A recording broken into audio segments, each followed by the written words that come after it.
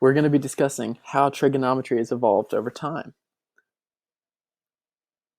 Let's start with the beginning of modern trigonometry and who really paved the path for what we know now. We can thank a man called Hipparchus. Hipparchus was a Greek astronomer, and he was known as the father of all of trigonometry. Unfortunately, most of Hipparchus's work has been lost due to history, or people believe that it was intentionally damaged. However, one thing out of all of his work remains.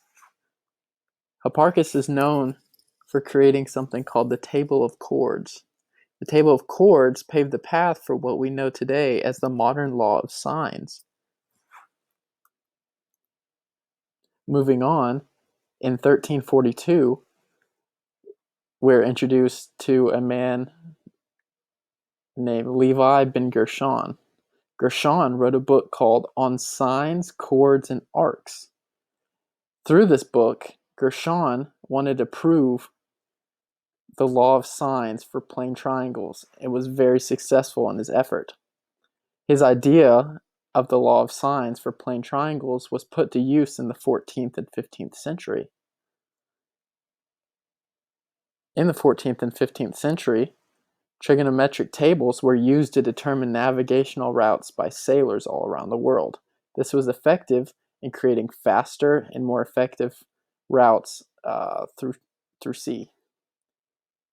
Later on, in the 18th to modern times, trigonometry has allowed us to master the art of architecture, to create and build some of the strongest and tallest buildings known to man.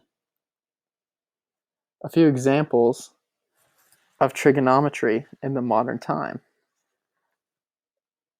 Both of these formulas we use to this day for construction and knowing and finding out area in the hypotenuse to structures.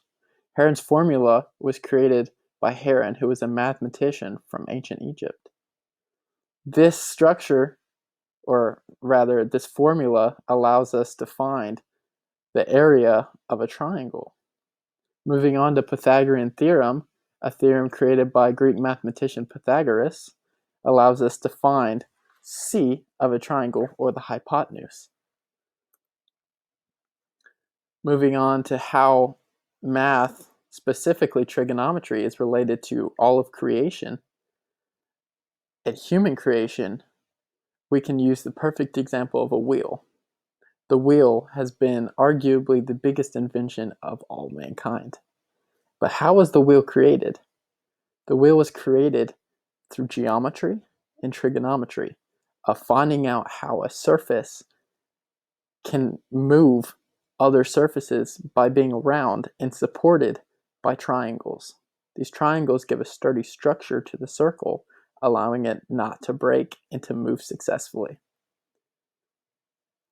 Now, Cameron and I are both science majors, specifically going into sports science. So we wanted to discuss how sports science and physical therapy relate to math in and of itself. And we found a couple of areas of math specific to sports science, like geometry and simple algebra. As simple as it might be, geometry relates highly to physical therapy because physical therapists need to know exactly the angles to push their clients to guarantee the best recovery of a muscle or bone. If a muscle or bone is pushed past its limits, it may damage or break again.